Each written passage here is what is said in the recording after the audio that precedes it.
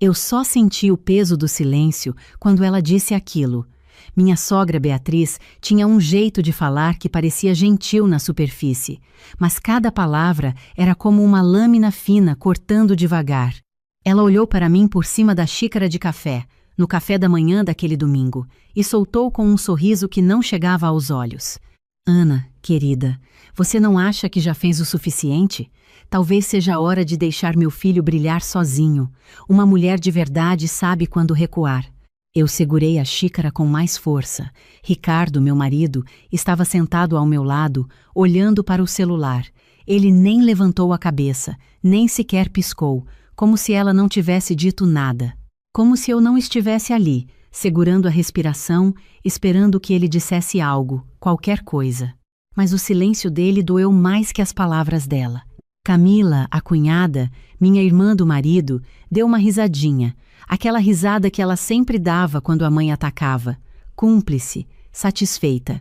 Ela mexeu no cabelo perfeitamente escovado e completou. É verdade, Ana. Você fica tanto tempo naquele escritório, as pessoas vão pensar que o Ricardo não é capaz de tocar a empresa sozinho. Você não quer que falem mal dele, né? Eu olhei para Ricardo de novo. Nada, absolutamente nada. Ele continuava rolando o feed do Instagram como se estivéssemos conversando sobre o tempo. Foi nesse momento que algo dentro de mim se rompeu. Não foi raiva, não foi mágoa. Foi uma clareza gelada, como quando você finalmente enxerga uma verdade que estava na sua frente o tempo todo, mas você se recusava a aceitar. Eu sorri, um sorriso pequeno, tranquilo. Beatriz franziu a testa, confusa. Ela esperava lágrimas, talvez uma discussão. Mas eu só bebi meu café, coloquei a xícara na mesa com cuidado e disse: tem razão, sogra, talvez eu esteja me envolvendo demais mesmo. E saí da sala de jantar da casa dela, onde nós tínhamos almoços de família todo domingo há 5 anos. Camila sussurrou algo para Beatriz. Eu ouvi a palavra finalmente. Ricardo não se mexeu. No carro, sozinha, eu liguei para Fernanda, minha amiga desde a faculdade de arquitetura. A única pessoa que sabia de tudo. A advogada especializada em propriedade intelectual que eu tinha conhecido numa palestra 3 anos atrás e que se tornou minha confidente. Fê, preciso falar com você. Hoje, se possível. A voz dela ficou séria imediatamente. O que aconteceu? Eles pisaram na linha errada. Cansei. 2 horas depois, eu estava no escritório dela, no centro de São Paulo, enquanto ela revisava a pasta que eu tinha trazido. 15 projetos, 15 deles. Cada desenho, cada planta baixa, cada renderização 3D. Tudo feito por mim. Todos assinados pela empresa do Ricardo. Todos creditados a ele. Fernanda ergueu os olhos dos documentos, incrédula. Ana, você tem todos os arquivos originais? Com as datas? Os rascunhos iniciais? Tenho. Guardei tudo, cada versão, cada e-mail com as alterações que os clientes pediram, cada conversa com os fornecedores, tudo. Ela se recostou na cadeira, balançando a cabeça. Por que você nunca registrou os direitos autorais? Por que deixou ele ficar com os créditos? Eu ri, mas foi um riso amargo. Porque eu amava ele, Fê. Porque ele disse que éramos uma equipe, que meu nome não precisava aparecer porque o sucesso da empresa era nosso sucesso. Que eu não precisava me preocupar com essas coisas porque ele cuidaria de tudo. E você acreditou. Eu acreditei. Por 5 anos acreditei. Fernanda abriu o notebook dela e começou a digitar furiosamente. Vamos registrar tudo agora. Hoje mesmo. E depois. Ana, você tem certeza do que quer fazer? Eu olhei pela janela do escritório. São Paulo pulsava lá embaixo, indiferente. Milhões de pessoas vivendo suas vidas. Milhões de histórias como a minha, provavelmente. Mulheres invisíveis fazendo o trabalho, enquanto outros recebiam os aplausos. Tenho certeza absoluta. Deixa eu voltar um pouco. Deixa eu te contar como chegamos até aqui. Como uma arquiteta apaixonada, virou a sombra silenciosa de um homem medíocre. Conheci Ricardo na faculdade. Ele estudava administração, eu fazia arquitetura. Ele era charmoso, engraçado, vinha de uma família tradicional de São Paulo. Os pais dele tinham uma construtora pequena, especializada em reformas residenciais. Nada muito grande, mas estável. Quando nos casamos, 5 anos atrás, Dona Beatriz já deixou claro desde o começo que eu não era exatamente o que ela tinha em mente para o filho. Ela queria alguém de família conhecida, alguém que trouxesse conexões, sobrenome, não uma menina do interior de Minas Gerais, filha de professores, que tinha estudado com bolsa. Mas Ricardo disse que me amava, disse que não ligava para o que a mãe pensava, disse que construiríamos nossa vida juntos. E no começo, foi bom. Ricardo assumiu a empresa depois que o pai se aposentou. Eu terminei a pós-graduação em arquitetura sustentável e comecei a trabalhar num escritório pequeno. Mas quando a empresa dele conseguiu o primeiro projeto grande, um condomínio de luxo em Alphaville, ele me pediu ajuda. Amor, você não quer dar uma olhada no projeto? O arquiteto que a gente contratou não está entendendo a visão? Eu dei uma olhada, refiz tudo. Criei um conceito completamente novo, com integração de áreas verdes, ventilação natural, aproveitamento de luz solar. O cliente amou. A obra foi um sucesso. Ricardo ganhou o prêmio da Associação de Construtores. Meu nome não apareceu em lugar nenhum. Ana, amor, você entende, né? O cliente contratou a empresa. É melhor assim. Mais profissional. Eu entendi. Ou achei que entendia. Aí veio o segundo projeto. Depois o terceiro. Depois mais 4 de uma vez. Eu larguei meu emprego no escritório porque ficava mais fácil trabalhar de casa, no meu ritmo. Beatriz começou a fazer comentários. Que bom que você está ajudando meu filho, querida. Toda esposa deveria apoiar o marido assim, ajudando, como se eu fosse uma assistente. Como se aquelas noites em claro, aqueles finais de semana perdidos, aqueles conceitos inovadores fossem só. Ajuda. Camila piorou as coisas quando voltou de Londres, depois de terminar o MBA que a família pagou. Ela entrou na empresa como diretora de marketing. Desde o primeiro dia, ela tinha esse olhar de quem media, julgava e te achava em falta. Ana, você está em casa de novo? Pensei que arquitetos trabalhassem em escritórios. Estou trabalhando, Camila, só que no meu home office. Ah, ela sorriu. Trabalho de casa. Que moderno! Mas o que realmente me quebrou foi o jantar de 3 meses atrás. Ricardo tinha acabado de fechar o maior contrato da história da empresa, um complexo comercial de alto padrão na região da Faria Lima.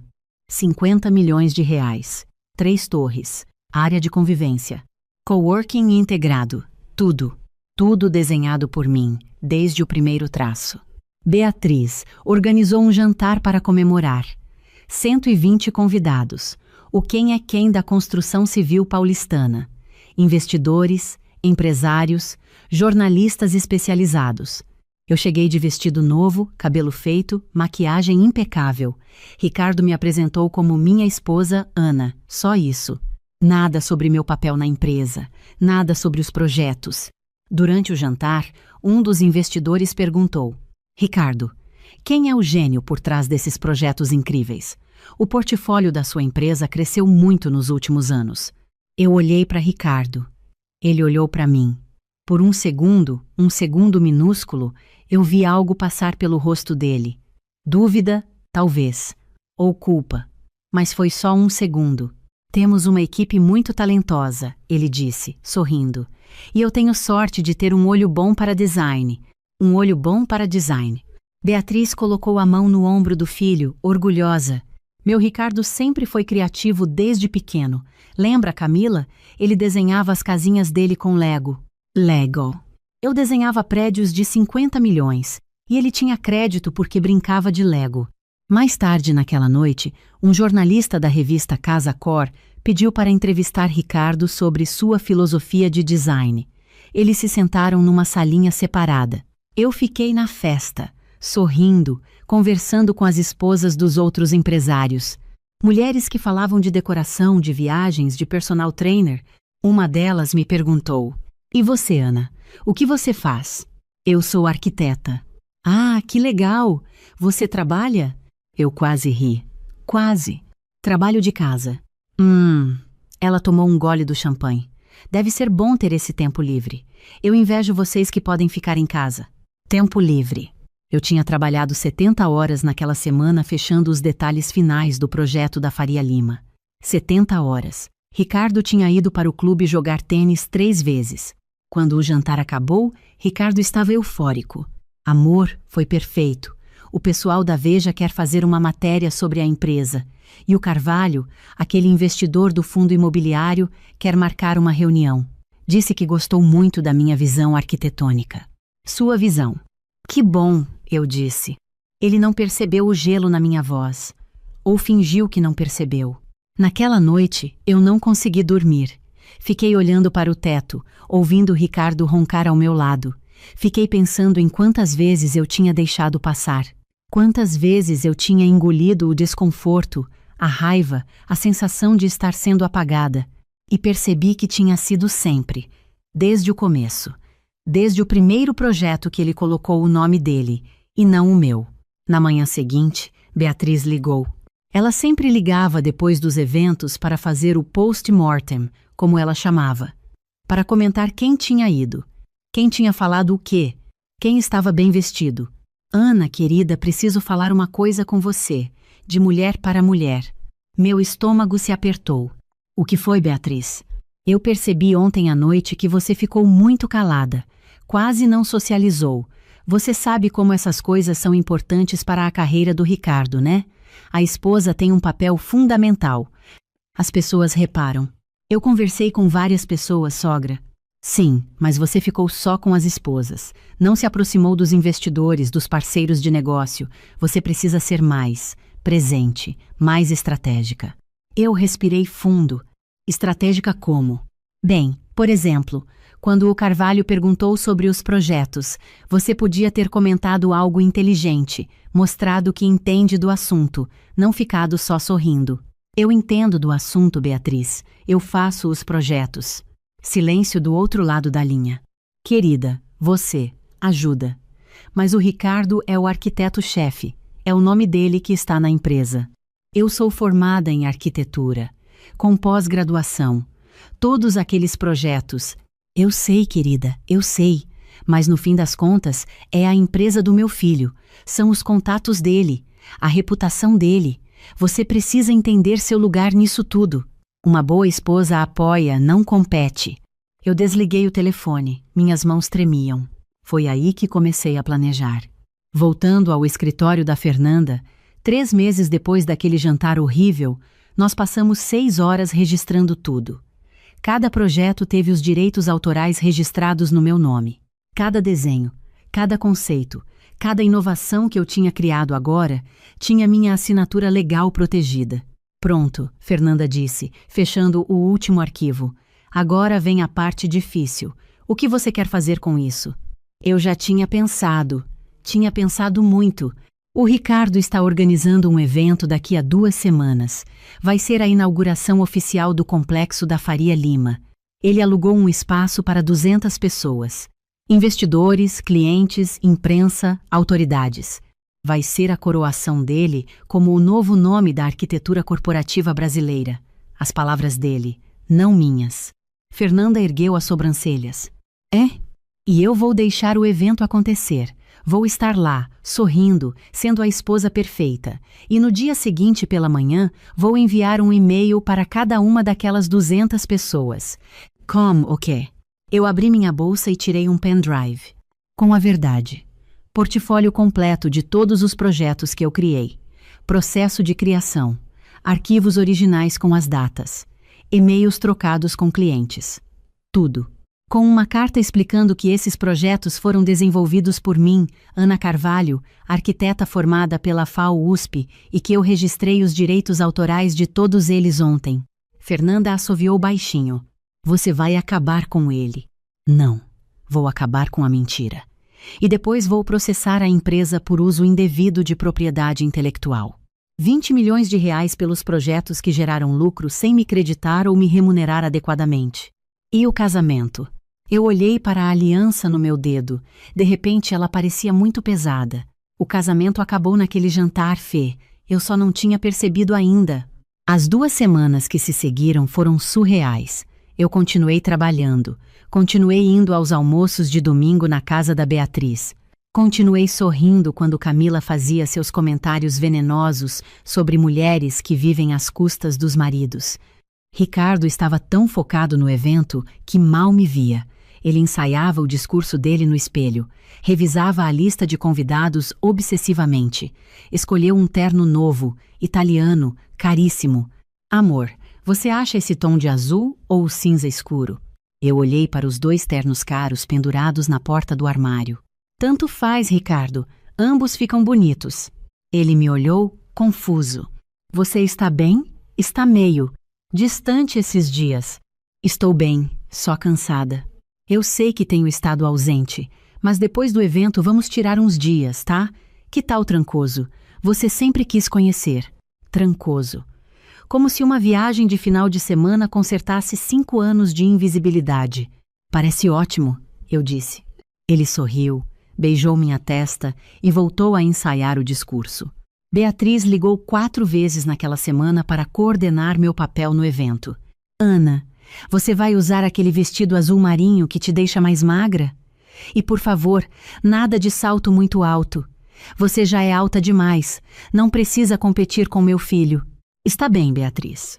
E você preparou alguma coisa para falar caso algum jornalista te entreviste? Preparei. O que você vai dizer? Eu sorri sozinha, no meu escritório em casa, rodeada pelos projetos que ninguém sabia que eram meus. Vou falar a verdade. Ótimo, querida. Lembra de mencionar como você é grata pela oportunidade que o Ricardo te deu de participar da empresa dele. As pessoas gostam de histórias de casais que trabalham juntos. A oportunidade que ele me deu.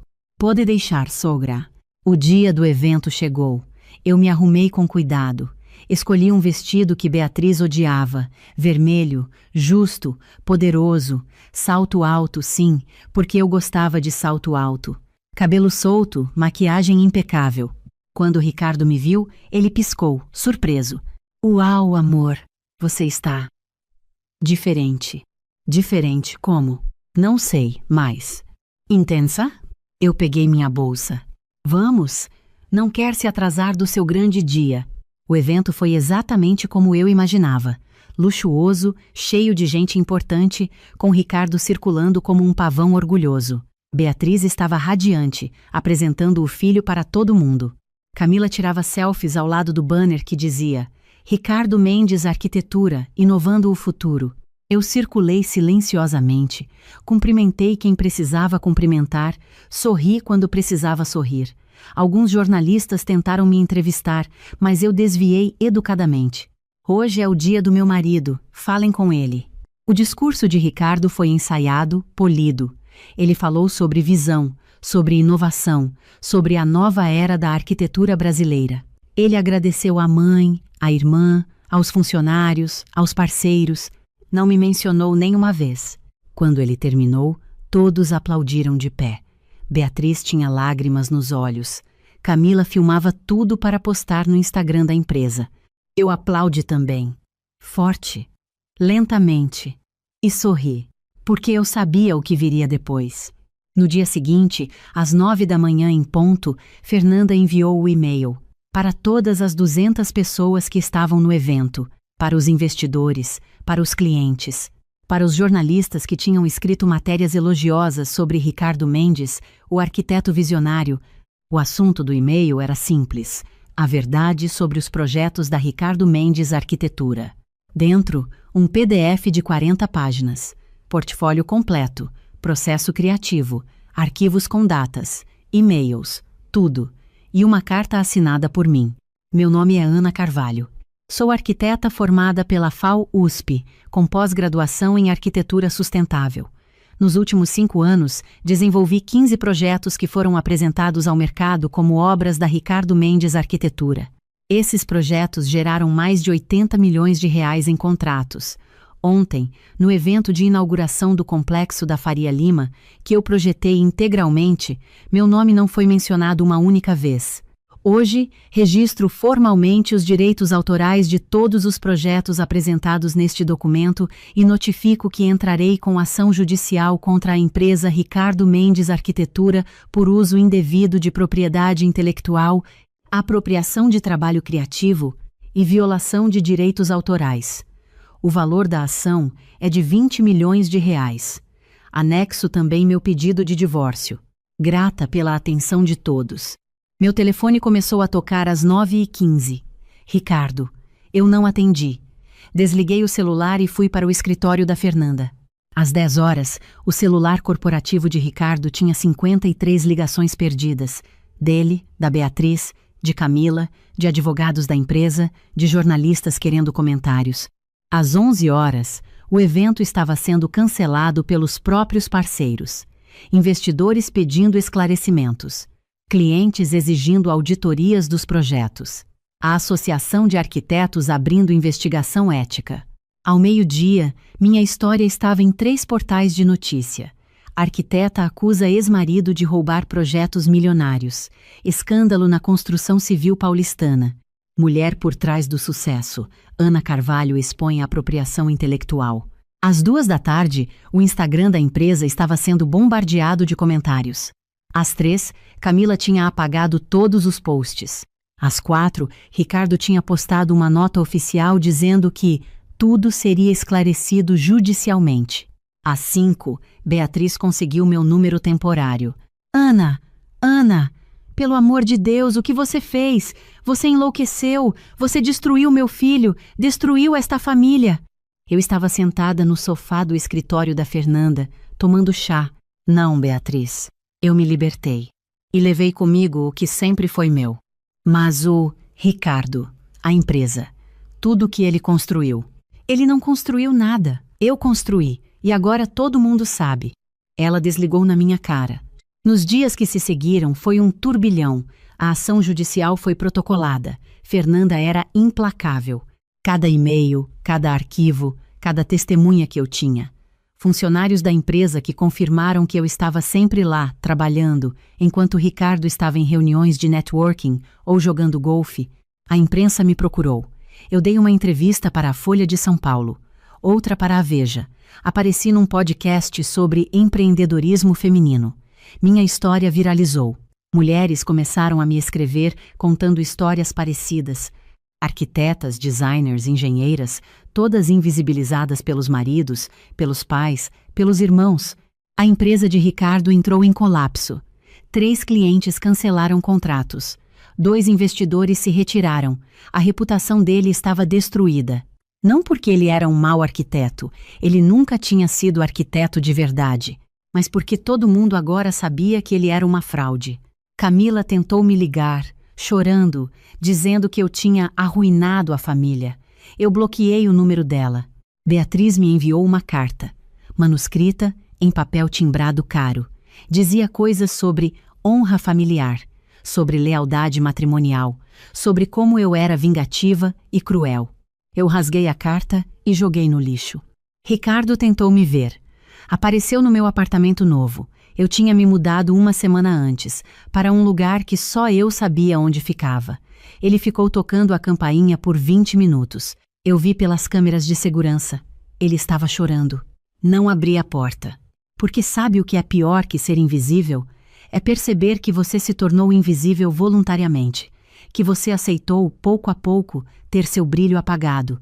Que você engoliu cada desfeita, cada crédito roubado, cada vez que alguém disse você está ajudando quando você estava, na verdade, fazendo tudo. O processo está correndo. Fernanda diz que temos um caso forte, muito forte. Os advogados de Ricardo estão tentando acordo. Ofereceram 5 milhões. Eu recusei. Ofereceram 10. Recusei de novo. Não é sobre dinheiro, nunca foi. É sobre aquele momento em que você olha no espelho e não se reconhece mais porque passou tanto tempo sendo o que os outros queriam que você fosse. É sobre recuperar seu nome, sua voz, seu valor. 2 semanas atrás recebi um convite. Um escritório grande de arquitetura internacional me ofereceu uma posição de sócia. Eles viram meu trabalho de verdade, agora com meu nome nele, e ficaram impressionados. Aceitei. Ontem, Beatriz me enviou uma mensagem final. Você ganhou, Ana. Espero que esteja feliz agora que destruiu tudo. Eu li a mensagem 3 vezes. E então respondi. Eu não destruí nada, Beatriz. Eu apenas parei de ser destruída. E bloqueei o número dela também. Hoje, estou sentada no meu escritório novo. Tem vista para a Avenida Paulista. Tem meu nome na porta. Tem uma equipe de 12 pessoas que me respeitam, me admiram, me ouvem. Tenho meu futuro, finalmente. As pessoas me perguntam se eu me arrependo, se eu não acho que fui longe demais, se eu não penso no Ricardo, em como a vida dele virou de cabeça para baixo. E eu respondo sempre a mesma coisa. Ele teve 5 anos para me dar crédito, 5 anos para dizer meu nome, 5 anos para me ver como uma parceira, não como uma sombra conveniente. Eu dei a ele 5 anos de chances. Ele escolheu não aproveitar nenhuma. Então, quando ela me disse, naquele domingo de café da manhã, que uma mulher de verdade sabe quando recuar, ela estava certa sobre uma coisa. Eu recuei. Mas levei comigo cada projeto, cada linha, cada ideia que tinha saído da minha cabeça e das minhas mãos. E deixei para trás um salão vazio, 200 pessoas chocadas e 3 pessoas que finalmente entenderam que eu nunca fui apenas a esposa do Ricardo. Eu sempre fui Ana Carvalho, arquiteta. E agora, finalmente, todo mundo sabe disso. O vazio que deixei para trás não fui eu que criei. Eles criaram esse vazio quando decidiram que eu deveria desaparecer para que Ricardo pudesse brilhar. Então eu desapareci, mas levei a luz comigo. E os deixei no escuro, exatamente onde eles me deixaram durante 5 anos. A diferença é que eu sei como sair do escuro. Eu sou arquiteta, lembra? Eu desenho as saídas,